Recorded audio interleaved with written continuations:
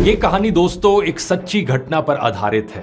मैंने उस इंसान का नाम बदल दिया है, अमित कर दिया, उसकी प्राइवेसी को प्रोटेक्ट करने के लिए।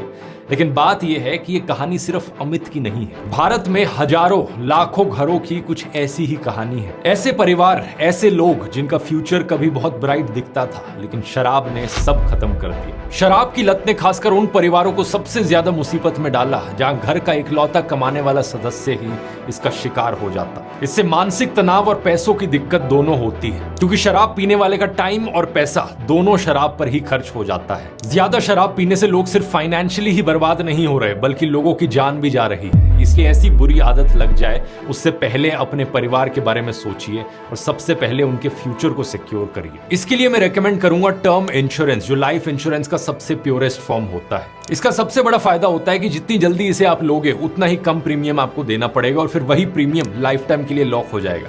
यानी आपके प्रीमियम की कीमत आपके लिए फिर नहीं बढ़ेगी। आप में से बहुत से लोग जो ओकेजनली शराब पीते होंगे शायद इस कहानी को सुनते हुए सोच रहे हो कि थैंकफुली मैं एक एडिक्ट नहीं हूं। मैं कभी कभार शराब पीता हूं, लेकिन मैं एक शराबी नहीं हूं। अगर आप ऐसा सोचते हैं तो इस वीडियो को देखने के बाद आपकी आंखें खुलने वाली हैं। एक्चुअली में शराब कितनी हानिकारक है आपके लिए, क्या है सेफ लिमिट अल्कोहल को पीने की, आखिर शराब से नशा क्यों होता है और बियर, वोडका, विस्की और रम, इन सब में क्या फर्क है। आइए जानते हैं इन सभी सवालों के जवाब गहराई से। एक्चुअली में दोस्तों अल्कोहल का इतिहास इंसानों के इतिहास से भी पुराना है। बचपन में सुनने में लगता है कि क्या बड़ी हाई-फाई चीज होगी शराब, क्या है ये चीज जो इंसानों ने बनाई है। लेकिन असलियत में शराब बहुत ही नेचुरल चीज है जो होमो सेपियंस के एवोल्यूशन से पहले से ही एग्जिस्ट करती आई है। असल में होता क्या है, जब पेड़ों पर लगे फल बहुत ज्यादा पक जाते हैं तो उनमें काफी सारा शुगर आ जाता है। ये शुगर अपनी तरफ यीस्ट को अट्रैक्ट करता है, एक सिंगल सेल्ड फंगस, एक माइक्रो ऑर्गेनिज्म। ये फंगस, ये यीस्ट अपने खाने के तौर पर इन शुगर्स को खाता है और इसी में ही एक केमिकल रिएक्शन होता है जिसमें बाहर निकलता है कार्बन डाइऑक्साइड और अल्कोहल। इसी पूरे प्रोसेस को आपने स्कूल में भी पढ़ा होगा, फर्मेंटेशन कहा जाता है। अब कार्बन डाइऑक्साइड तो हवा में रिलीज हो जाती है, लेकिन अल्कोहल उसी फल में वही रह जाती है। साइंटिस्ट का मानना है कि आज से लाखों साल पहले जो इंसानों, बंदरों और एप्स के पूर्वज रहे होंगे, उन्होंने पेड़ों पर इन ज्यादा पके हुए फलों को देखा होगा और गप गप खा गए होंगे। शुरुआत में उन्हें थोड़े चक्कर आते होंगे, थोड़ा लड़खड़ाते होंगे, लेकिन कई हजारों सालों के एवोल्यूशन के बाद उनके अंदर टॉलरेंस बढ़ गया होगा इन फर्मेंटेड फ्रूट्स को खाने का। और इसी वजह से आज के दिन इंसानों के अंदर काबिलियत आ पाई होगी शराब को टॉलरेट करने की, शराब को पसंद करने की। साइंटिस्ट इसे ड्रंकन मंकी हाइपोथेसिस कहते हैं। ये अभी भी एक हाइपोथेसिस है जिसे 100% प्रूव नहीं किया गया है, क्योंकि वाइल्ड फ्रूट्स में जब फर्मेंटेशन होता है जो अल्कोहल का अमाउंट बनता है वो बहुत कम होता है।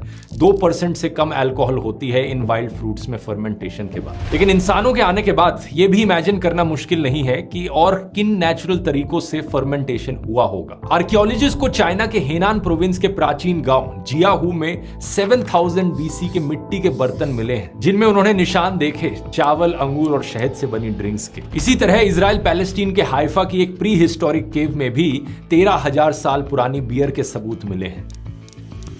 जब गेहूं या बार्ले जैसे ग्रेन्स को पानी में भिगोकर रखा जाता है खुली हवा में, अगर ऑप्टिमल कंडीशंस हो, सही टेम्परेचर हो, तो हवा में मौजूद यीस्ट उसके साथ जाकर रिएक्ट कर जाता है और फर्मेंटेशन होने लग जाता है। कुछ इसी तरीके से बियर बन जाती है। तो पहली बियर बनाने के लिए किसी इंसान को कोई मेहनत नहीं करनी पड़ी थी, सोचना नहीं पड़ा था, गलती से ही बाहर रखे हुए ग्रेन से बियर अपने आप बन गई थी। ठीक इसी तरीके से जब ग्रेप्स, अंगूरों का फर्मेंटेशन होता है, वहां से जो अल्कोहल बनती है उसे हम वाइन कहते हैं। ये सारा प्रोसेस नेचुरली अपने आप हो सकता है। बेसिकली हर वो फूड आइटम जिसमें नेचुरल शुगर या स्टार्च मौजूद है, उस फूड आइटम में फर्मेंटेशन देखने को मिल सकता है और उस फूड आइटम से अपना एक अल्कोहल बन सकता है। जैसे कि गेहूं की फर्मेंटेशन से बनती है बियर, अंगूर के फर्मेंटेशन से बनती है वाइन, ऐसे ही चावल के फर्मेंटेशन से बनती है राइस वाइन, एप्पल्स के फर्मेंटेशन से बनता है साइडर, केलों के फर्मेंटेशन से बनती है बनाना बियर जो अफ्रीका के कई रीजन्स में बड़ी पॉपुलर है, कॉर्न के फर्मेंटेशन से बनती है चीचा जो साउथ अमेरिका में बड़ी पॉपुलर है, कोकोनट सैप के फर्मेंटेशन से बनती है टॉडी और आटे के फर्मेंटेशन से बनती है ये फूली हुई सावरडो ब्रेड जिसमें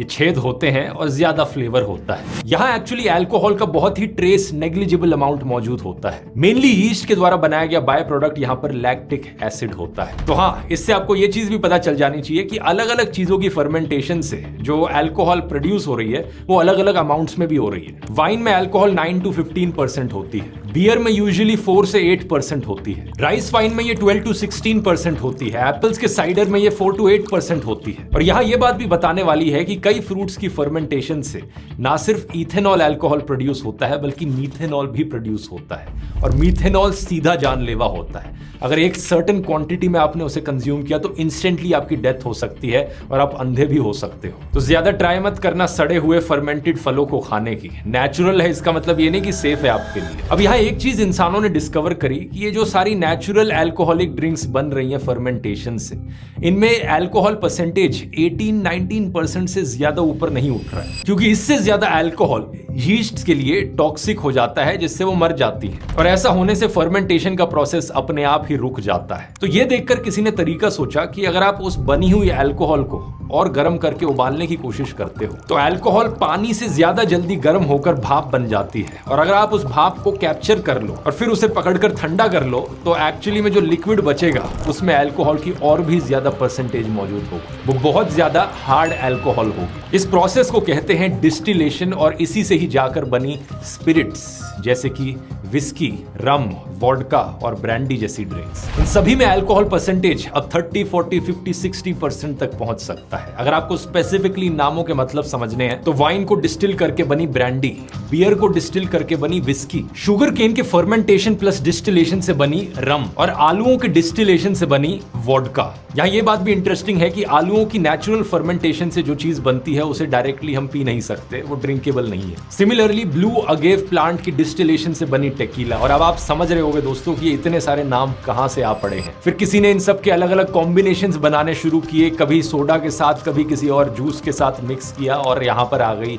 अलग अलग टाइप की कॉकटेल्स। लेकिन बात यह है कि इन सभी तरीके की अलग अलग ड्रिंक्स में एक चीज कॉमन है, और वो है इथेनॉल, जिसे हम अल्कोहल कहते हैं। अब सवाल ये उठता है कि आपकी बॉडी पर इसका क्या असर पड़ता है जब आप अल्कोहल को कंज्यूम करते हो। शराब आपके मुंह से होकर खाने की नली से नीचे पेट में जाती है। पेट तो इसे थोड़ा बहुत ही सोख पाता है, करीब 20%। असली काम इसकी डाइजेशन का होता है स्मॉल इंटेस्टाइन में। यहां से अल्कोहल बड़ी तेजी से हमारे खून में घुलने लगती है। हमारे पेट और स्मॉल इंटेस्टाइन के बीच में एक दरवाजे जैसी मसल होती है जिसे पायरोलिक स्फिंक्टर कहते हैं। ये कंट्रोल करती है कि पेट से चीजें कितनी जल्दी स्मॉल इंटेस्टाइन